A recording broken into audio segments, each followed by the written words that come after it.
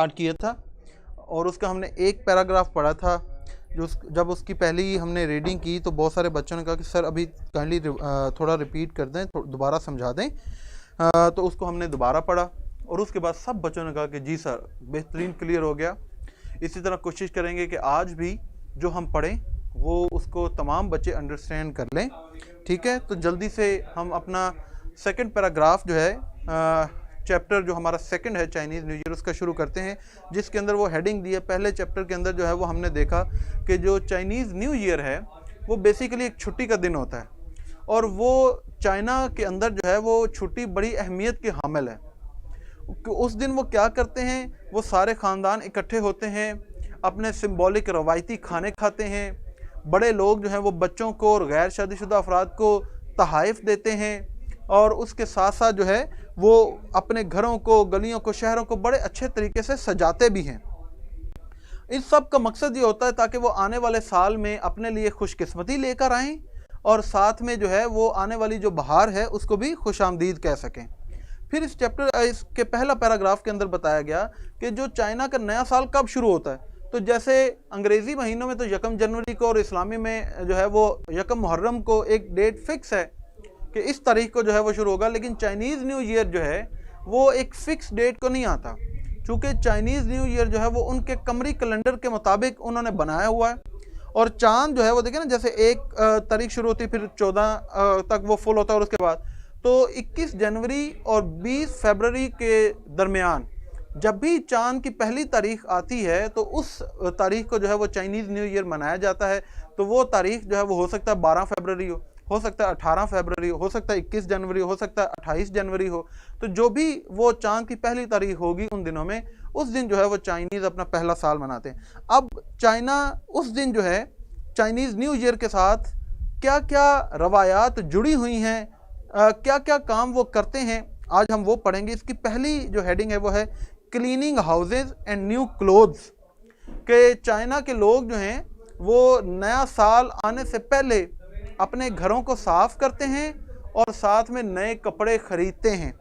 जैसे हम नहीं ईद पे नए कपड़े बनवाते हैं ना, जी ईद आ रही जी नए कपड़े बनवा दें हमें, ठीक है जी बिल्कुल, गिफ्ट गिविंग, तहाइफ देना। तो चाइना वाले सब जो हैं वो क्या करते हैं कि उस दिन जो है वो अपने घरों को साफ़ करते हैं उस दिन से पहले और अपने लिए नए कपड़े भी सिलवाते हैं। चले अब हम इस चैप्टर को शुरू करते हैं जी। इसमें हमारे पास शुरू हो रहा है prior to the first day. Prior to का मतलब होता है before. Para to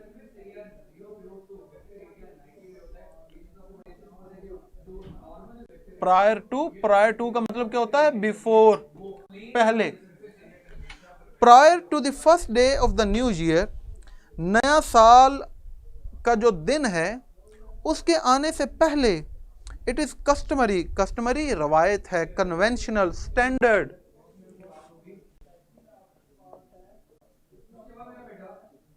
customary, conventional,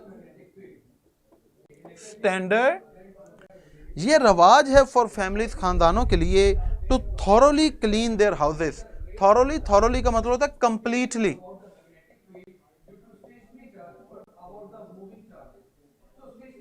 completely नया साल शुरू होने से पहले चाइना के अंदर ये एक रवाज है कि वो लोग अपने घरों को मुकम्मल तौर पर साफ करते हैं। डूइंग दिस, और ऐसा करते हुए, ए सेड, ये कहा जाता है, ये माना जाता है, to clear out any bad luck from the previous year. Previous पुराना, पिछला, लास्ट, ठीक है, पिछला। वो ऐसा इसलिए करते हैं क्योंकि कहा जाता है कि ऐसा करने से वो पिछले साल की जितनी भी बुरी किस्मत है वो उसको अपने घरों से साफ करके बाहर निकाल देंगे। And to make the house ready to accept good luck for the coming year, और वो अपने घर को तैयार कर लेंगे कि उनका घर जो है वो नए आने वाले साल की खुशकिस्मती को कबूल कर ले। All cleaning must be finished before new year's day. ये याद रख लें कि उनका ये मानना है कि हर तरह की सफाई जो है वो नया साल का दिन शुरू होने से पहले मुकम्मल कर लेनी चाहिए। सो लिहाजा there is no chance of accidentally throwing out the good fortune of the new year. Accidentally, इत्तफाकिया, बाय चांस।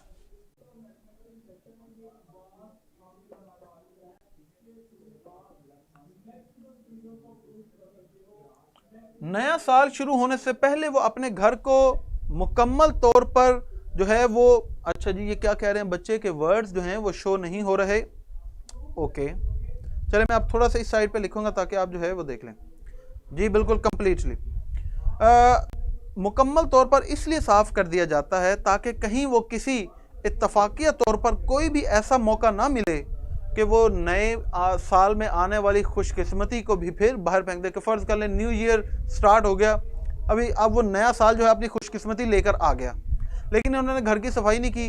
अब अगले दिन जब वो सफाई करने लगेंगे तो हो सकता है कि वो जो खुशकिस्मती साल लेकर आया है वो भी अपने साथ ही वो जो है वो सफाई करते हुए बाहर फेंक दें। तो इसलिए सारी सफाई जो है उस नए साल के शुरू होने से पहले होनी चाहिए। Wearing black is not allowed due to its association with death। Association मैंने कल भी लिखवाया था, मैं दोबारा बता देता हूँ। एसोसिएशन का मतलब होता है लिंक।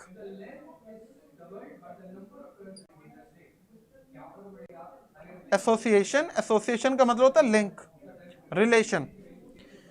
उस दिन काले रंग के कपड़े जो हैं वो पहनने की इजाज़त नहीं है due to its association with death, क्योंकि कहा जाता है कि काले रंग के कपड़े या काला रंग जो है वो मौत के साथ जुड़ा होता है, मौत के साथ लिंक्ड है।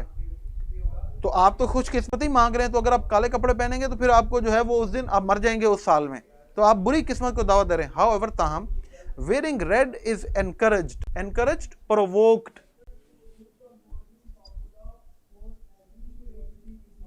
एनकरेज्ड, प्रोवोक्ड, हौसला अफजाई, ठीक है। इसे स्टिमुलेटेड भी कहते हैं, स्टिमुलेटेड। ताहम लाल रंग पहनना या लाल रंग के कपड़े पहनने की हौसला अफजाई की जाती है as the colour is associated with warding off bad spirits. Ward off का मतलब होता है रोकना, पीछे कर देना, इसको कहते हैं टू एवर्ट, ठीक है, रोकना।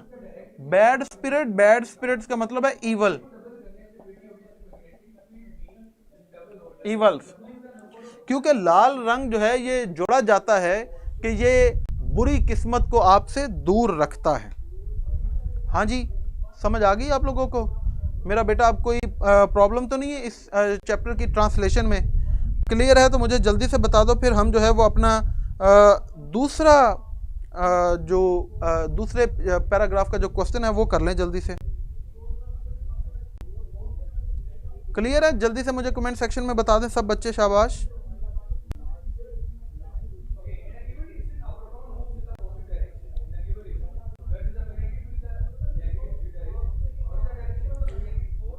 चलें जी, अब मैं आपको जो पैरा 2 का क्वेश्चन है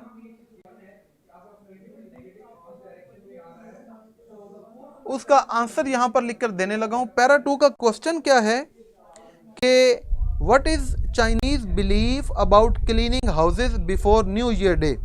नया साल जो है वो शुरू होने से पहले चाइना के अंदर ये क्यों माना जाता है? क्या उनका अकीदा है कि हमें जो है वो अपने सारे घर की जो है वो सफाई कर लेनी चाहिए? तो इसका हम जवाब लिख सकते हैं कि Chinese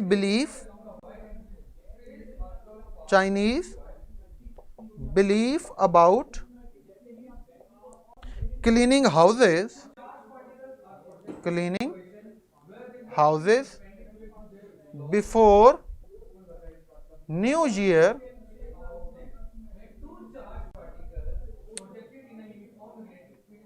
is to welcome good luck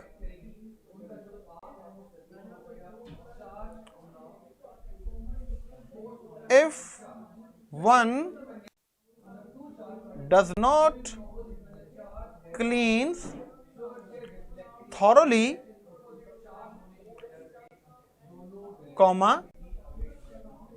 one can put away या थ्रो अवे, आप दोनों लिख सकते हैं।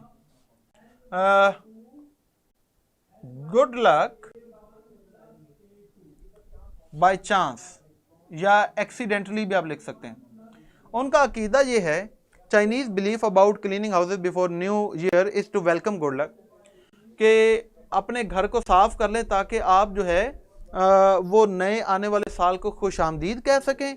If one does not cleans, तो अगर कोई थॉरली, अगर कोई अपना घर जो है वो अच्छी तरह से जो है वो उसकी सफाई नहीं करता, one can put away good luck by chance, तो हो सकता है कि वो फिर हादसाती तौर पर जो ये अच्छी किस्मत है इसको भी फिर जो है वो अपने घर से बाहर फेंक दे। ठीक हो गया जी। चले अब मैं जल्दी से रिपीट कर देता हूँ, कुछ बच्चे कह रहे हैं कि रिपीट कर दें। Prior to the first day of the new year it is customary for families to thoroughly clean their houses. नए साल के इब्तदा से पहले, नए साल के दिन आने से पहले ये वहाँ के ख़ानदानों में रिवाज है कि वो अपने घर को मुकम्मल तौर पर साफ़ सुथरा करते हैं, सफाई करते हैं। Doing this is said to clear out any bad luck from the previous year and to make the house ready to accept good luck for the coming year. ऐसा करने से कहा जाता है कि वो पिछले साल की जो बुरी किस्मत है उसको वो अपने घर से बाहर निकाल देते हैं और अपने घर को तैयार कर लेते हैं आने वाले साल की जो अच्छी किस्मत है उसको कबूल करने के लिए। All cleaning must be finished before new year's day. हर तरह की सफाई जो है वो नया साल शुरू होने से पहले कंप्लीट मुकम्मल कर लेनी चाहिए या करनी पड़ती है। So there is no chance of accidentally throwing out the good fortune of the new year, ताकि कोई ऐसा मौका न रहे कि आप हादसाती तौर पर नए साल की खुशकिस्मती को भी बाद में फिर बाहर फेंक दें। Wearing black is not allowed due to its association with death.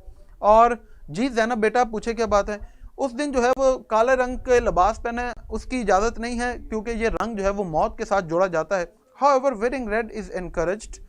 ताहम सुर्ख रंग जो है पहनना उसकी हौसला अफजाई की जाती है, as the color is associated with warding of bad spirits, क्योंकि ये रंग जो है वो बुरी किस्मत को, बुराइयों को दूर कर देता है। अच्छा जी, आगे आ जाए जी। अगली हमारे पास जो हेडिंग है पैरा 3 जो है डेकोरेटिंग द हाउस। अब मैं इसको मेरा बेटा एक दफ़ा इरेज करने लगा हूं ताकि हम नेक्स्ट वर्ड्स लिख सकें।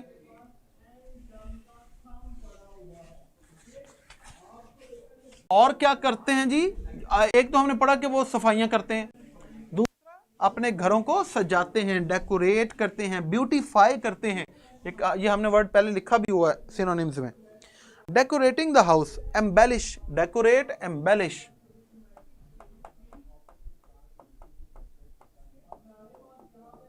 डेकोरेट, एम्बेलिश या beautify. Another popular custom is to hang up signs, hang up hook, लटकाना।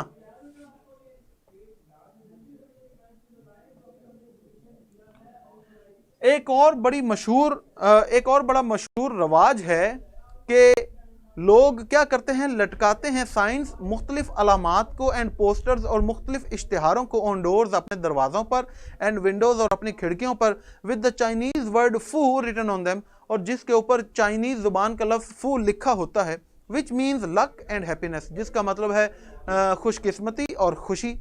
Buying flowers for the home is also common place, common place ordinary, मतलब हर कोई ऐसा करता है, मामूल, उस दिन ये मामूल होता है, कॉमन प्लेस, ठीक है, ऑर्डिनरी। और एक और वर्ड आपको यहां पर अच्छा लिखवा रहा हूं, इसे कहते हैं क्लीशे, CLICHE, क्लीशे। क्लीशे का मतलब होता है एक ऐसा रवाज जो सदियों से हर कोई जो है उसको अपनाता जा रहा है, उसके ऊपर कोई सवाल नहीं उठाता और उसको कोई जो है वो छोड़ भी नहीं सकता। Buying flowers for the home is also common place, और उस दिन अपने घर के लिए फूल खरीदना भी मामूल की बात है। सिंस दे सिंबलाइज, क्योंकि फूल जो है वो अलामत है किसकी, द कमिंग ऑफ स्प्रिंग, आने वाली बहार की, एंड अ न्यू बिगिनिंग, और नई शुरुआत की। ठीक हो गया जी। अच्छा, अगला हमारे पास जो अब पैराग्राफ स्टार्ट हो रहा है वो ये है, न्यू ईयर्स ईव डिनर। और उस दिन क्या करते हैं कि उस शाम को हर कोई जो है वो खाना खाता है मिलजुल के। On the eve of, eve का मतलब होता है शाम, इवनिंग, ईव इसे कहते हैं इवनिंग। ये नेक्स्ट हमारे पास पैरा 4 जो है वो शुरू हो गया है। On the eve of the Chinese new year it is customary, वो ये पहले भी हमने लिखा, कस्टमरी स्टैंडर्ड रिवाज to visit relatives and partake. Partake का मतलब होता है टू टेक पार्ट, हिस्सा लेना। पार्टेक, टू टेक पार्ट, हिस्सा लेना। और नए साल की शाम को ये मामूल की बात है, ये रवाज है कि लोग अपने रिश्तेदारों के घर जाते हैं and partake in a large dinner, और एक इज्तमाई बड़े खाने में हिस्सा लेते हैं। Where a number of specific foods are serve, जिस खाने में चंद ख़ास जो डिशेस हैं वो जो है वो सर्व किए जाते हैं, वो जो है वो दिए जाते हैं, वो खाने के लिए पेश किए जाते हैं। सर्व, प्रेजेंट, जिसमें चंद मखसूस खाने जो हैं वो सिंबॉलिक फूड, जो उनके अपने वहाँ के खाने हैं चाइनीज़ फूड जिस तरह, वो पेश किए जाते हैं। It is typical for a Chinese family to make 8 to 9 dishes for the new year's eve. और ये टिपिकल, यूजुअल, मामूली मतलब आम की बात है। टिपिकल, यूजुअल, हाँ, यूजुअल, आम बात, मामूली। और ये एक मामूली बात है कि हर जो चीनी ख़ानदान है वो खाने में 8 या 9 डिशेस जो हैं वो डिशें तैयार करता है। बिकॉज इन चाइनीज़ लैंग्वेज, क्योंकि जो चाइनीज़ की ज़ुबान है या चीनी ज़ुबान के अंदर the word 8 means prosperity. Prosperity का मतलब होता है तरक्की, well being, prosperity, well being, तरक्की। क्योंकि चीनी जुबान के अंदर लफ्ज 8 का मतलब है तरक्की, and the word 9 means long lasting, और लॉन्ग लास्टिंग का मतलब होता है दायमी, हमेशा रहने वाला, इटर्नल। और 9 का मतलब है इटर्नल, दायमी, हमेशा रहने वाला। तो इसलिए या वो 8 डिशें बनाते हैं या वो 9 डिशें बनाते हैं, ये भी खुशकिस्मती की अलामत, ठीक है। 8 डिशें के तरक्की को हम दावत दे रहे हैं, दायमी खुशी को हम दावत दे रहे हैं, ठीक है जी। अब अगला paragraph, giving good luck gifts, और अच्छी किस्मत के लिए जो है वो तहाइफ देते हैं। ये हमारे पास अब para 5। It is traditional practice, traditional रवायती, ये हम पहले भी पढ़ चुके हैं। फॉर एडल्ट, एडल्ट क्या होते हैं, जवान, जो बड़े होते हैं। ये एक रवायती मश्क है कि जो नौजवान होते हैं, to give children little red envelopes, वो बच्चों को छोटे छोटे सुर्ख रंग के लिफाफे पकड़ाते हैं, फिल्ड विद मनी, जिसके अंदर पैसे भरे होते हैं, in order to symbolise wealth, और वो ये अलामत शो करना चाहते हैं कि उनके पास दौलत है या वो दौलत जो है उनके घर में आए, and prosperity for the coming year, और आने वाले सालों में उनके लिए खुशी का सामान भी पैदा करे। It is also common for elders to present red packets to unmarried members of the family, और ख़ानदान के जो बड़े लोग होते हैं उनके यहाँ भी ये एक रवाज है कि वो अपने ख़ानदान के जो गैर शादीशुदा अफराद होते हैं उनको वो छोटे छोटे सुर्ख रंग के पैकेट्स पकड़ाते हैं जिनके अंदर पैसे होते हैं। अब ये ना आपका कि चलो सारे चाइना ही चलें। अच्छा खैर, कहाँ पे हम, okay. It is also common for elders, elder का मतलब जो खानदान के बड़े लोग होते हैं, to present red packets to unmarried members of the family. Envelopes are not to be opened until the recipient, recipient क्या मतलब होता है, receiver, recipient, RECIPIENT, recipient, receiver. Envelopes are not to be open, वो लिफाफे खोलने की इजाजत नहीं होती उसको जिसको ये लिफाफा मिलता है। वो लिफाफा, जैसे हमें तो ईदी मिलती है तो हम फौरन खोल के कितने पैसे मिले हैं काउंट करने बैठ जाते हैं, लेकिन वहां पर ये रिवाज है कि जिसको वो पैसे मिलते हैं, जिसको वो लिफाफे मिलते हैं, वो फौरन उस आदमी के घर में बैठकर वो लिफाफे नहीं खोल सकता until the recipient has left the home of the giver, जब तक कि वो पैसे लेने वाला उस पैसे देने वाले के घर को छोड़ न दे। कि वो जब घर से चला जाएगा तो घर से बाहर जाकर वो लिफाफा खोलेगा, घर के अंदर, उसी आदमी के घर के अंदर जो है वो लिफाफा पैसों का नहीं खोलेगा, ठीक है जी। अब आगे आ जाता है जी हमारा अगला, अच्छा जी नहीं, इसमें एक जो है वो हमारे पास जो पैरा 4 है उसमें बेटा एक क्वेश्चन है कि why does this dinner consist of 8 और 9 डिशेस। पहले इसका हम आंसर कर लें, ठीक है। मैं ये मिटाने लगा हूं, ठीक है। आप इसका स्क्रीनशॉट ले लें अभी अगर आपने लेना है। चलें,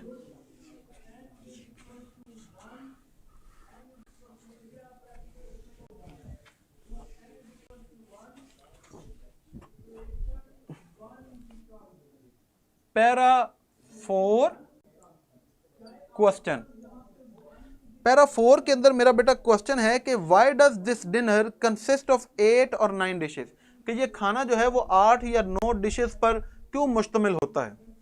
इसका आंसर हम लिखेंगे the dinner is consisted of 8 or 9 dishes because in Chinese language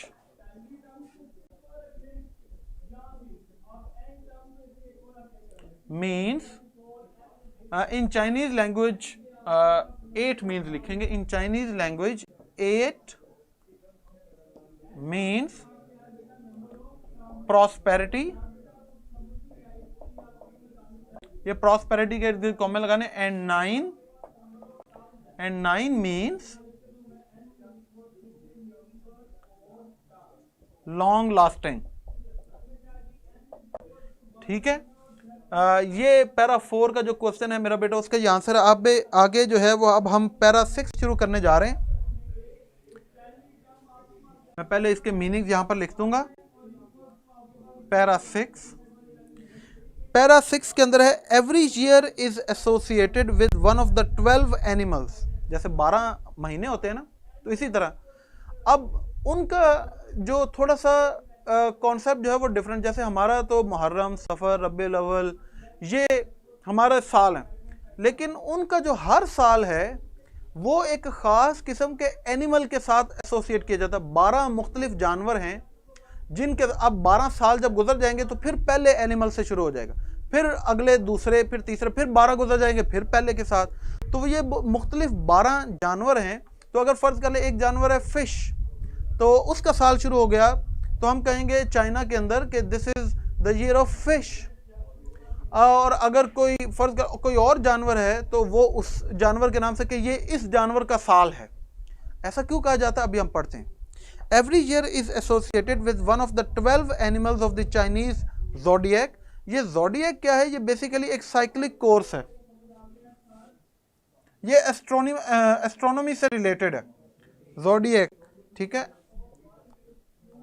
a cyclic course, या इसे जो है वो इमेजिनरी बैंड भी कहा जाता है कि आसमानों में, खला में उन्होंने एक जो है वो एक ख्याली एक बैंड बनाया हुआ है। जब कभी अगर आप अपने होरोस्कोप वगैरह पढ़ते हैं, सितारे पढ़ते हैं, तो वो या सुनते हैं तो कहते हैं जी सितारा ज़ुहल जो है वो सितारा मुश्तरी में दाखिल हो चुका है। और उनके सब के अपने अपने सिंबल्स हैं। वो देख रहे हैं हर किसी का अपना एक सिंबल होता है हर महीने का, कि जनवरी में जो बच्चे पैदा होंगे उसका ये होरोस्कोप है और उसका ये सिंबल है। फरवरी के अंदर जो पैदा होंगे उसका ये होरोस्कोप है और ये उसका सिंबल है। तो ये वो कह रहा है zodiac imaginary. Every year is associated with one of the 12 animals of the Chinese zodiac। Chinese zodiac के मुताबिक हर साल जो है वो उसके अंदर मौजूद 12 जो जानवर हैं उनके साथ जुड़ा होता है। These animals are often represented in decorations। और जिस साल जो जानवर जिसका साल होता है, जब अपने घरों को सजाया जाता है, गलियों को सजाया जाता है, तो उस जानवर के जो आप कहें कि शक्ल है, जो उसका सिंबल है, वो भी सजाए जाते हैं। जगह जगह पर आपको वो भी नजर आएंगे। Some people believe that those born during the year of a particular animal, particular specific, खास,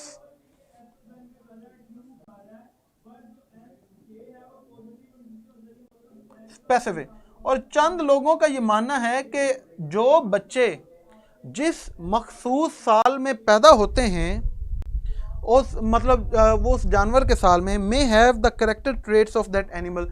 उन बच्चों के अंदर उस जानवर की खसूसियात भी मौजूद होती हैं। ठीक है जी। पढ़ लिया आपने?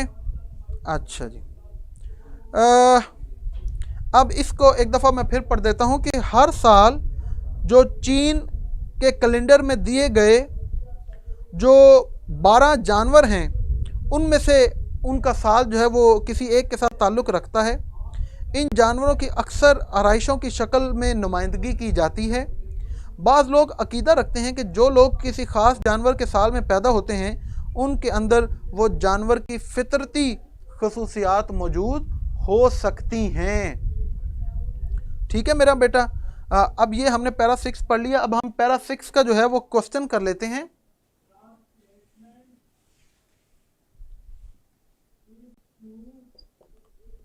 इसका आंसर पैरा 6 जो है उसके अंदर हमारे पास क्वेश्चन है कि is Chinese belief about people having character traits of animals a fact और एन ओपिनियन।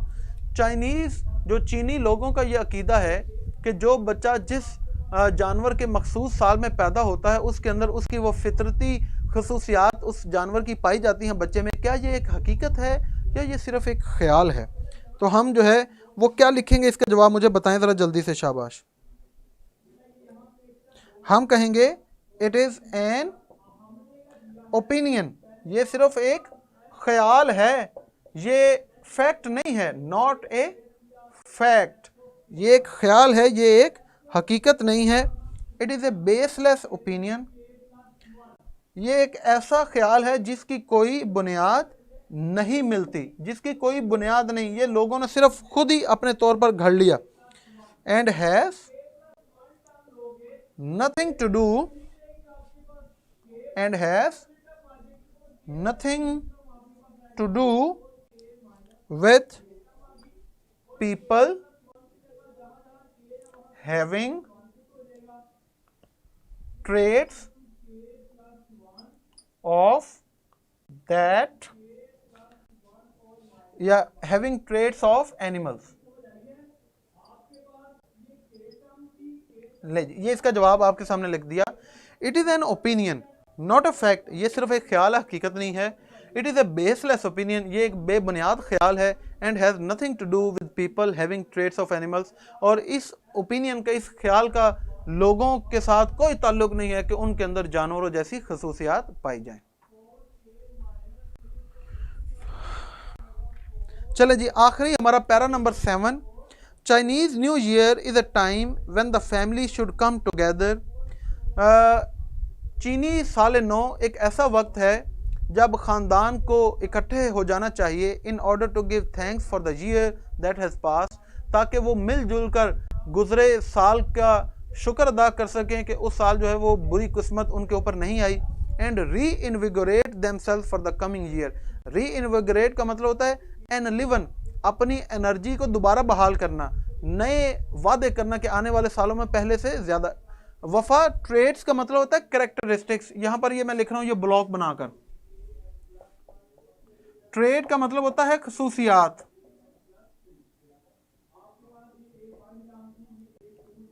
कैरेक्टरिस्टिक्स, खसूसियात।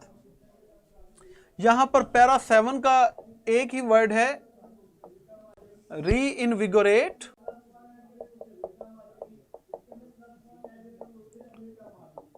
री इनविगोरेट का मतलब होता है रीस्टोर, ठीक है। एनलिवन भी इसे कहते हैं, एनलिवन, ठीक है। इसे रिसोसिएट भी कहते हैं, RESUSCITATE,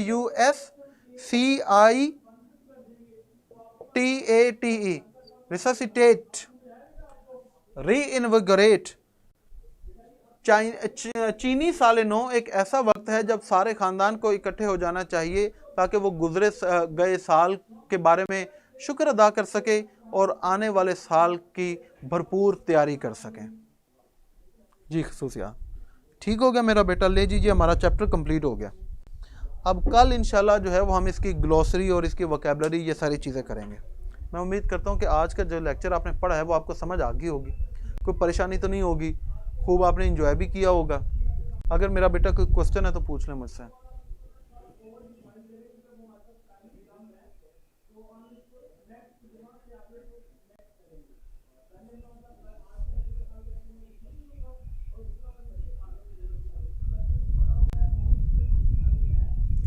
अरे हाब कह रही हैं कि इस लेक्चर पे अगर ध्यान दे तो पूरा पाकिस्तान बदल जाएगा। बिल्कुल सही है, बच्चे पढ़ते नहीं है वैसे। इसीलिए आपके पास ये चैट में ऑप्शन आ गई है हाइड चैट की, कि अगर आप सिर्फ लेक्चर पर फोकस करना चाहते हैं और बातें नहीं करना चाहते, वो हाइड चैट को प्रेस कर दें तो फिर आपको चैट जो है वो शो नहीं होगी। और अगर लेक्चर के दौरान अगर आपका कोई क्वेश्चन है तो आपको ऑप्शन आ रही होगी, साथ ही शो चैट करेंगे, अपना क्वेश्चन करें, आंसर अपना लेकर दोबारा हाइड चैट कर दें।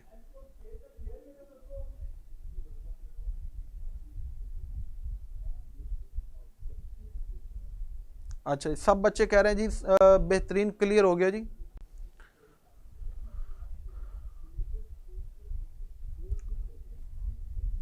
आज बेटा नहीं, कल इंशाल्लाह आपका टेस्ट होगा एमसीक्यूज का जी, 5 नंबर का।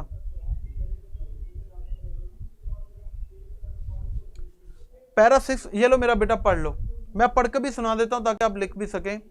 पैरा 6 का आंसर है it is an opinion not a fact.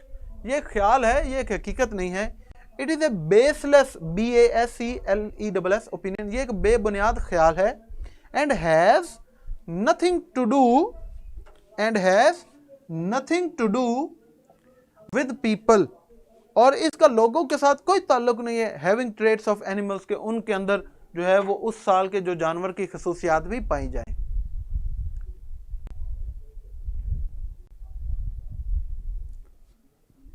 चले जी, सबको क्लियर हो गया माशाल्लाह, ठीक है। अब आप फिर मुझे इजाज़त दें, कल इंशाल्लाह आपसे मुलाकात होगी। दुआओं में याद रखें, अपना ख्याल रखें, और जैसे ही ये लेक्चर एंड होगा आपने इस लेक्चर के बारे में अपना रिव्यू ज़रूर देना। तमाम बच्चों ने रिव्यू करना है लेक्चर को कि आपको लेक्चर कैसा लगा, और जिन बच्चों ने अभी तक मुझे फॉलो नहीं किया वो ऊपर मेरी पिक्चर आपको शो होगी, उसे क्लिक करें, वहाँ पर फॉलो की ऑप्शन होगी, उसे फॉलो भी करें। अपना ख्याल रखें जी, अल्लाह हाफ़िज़।